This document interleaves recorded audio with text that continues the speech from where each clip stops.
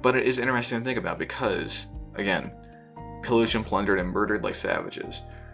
The existence of Columbus Day for so long, when Christopher Columbus was... No one's going to get offended if I call Christopher Columbus an idiot. I hope so. But he was. He was not a smart guy. He thought that the earth was pear-shaped. And as many people in his time period did, he thought that going to the west would take him all the way back around to India. And Christopher Columbus, sure, he was an Italian. He was working for Spain, for, the Spanish colonization effort. To point to, because I know this is contentious, the whole existence of Columbus Day, to point to Columbus as an Italian figure, as a person of Italian descent myself, to point to Columbus as an Italian figure, an Italian historical figure of importance, is simply a misappropriation of history.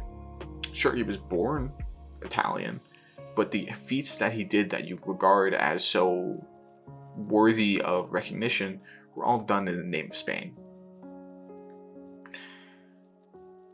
He, as a person, does not represent Italy, he does not represent Italians, and to try and tie your Italian identity to something that even Columbus didn't want to tie his identity to is weird, and also you're tying yourself to a sinking ship. He was a monster. He killed innocent people because he was scared of them.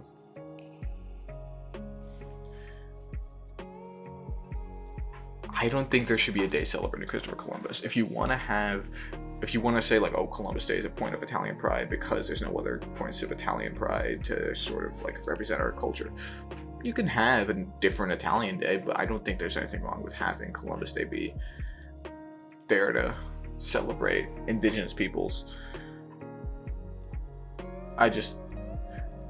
Columbus Day just rolls off the tongue better than Indigenous Peoples Day. So that's the one holdup I have with it. But besides that, I support the reacquisition, is that the word, of the holiday.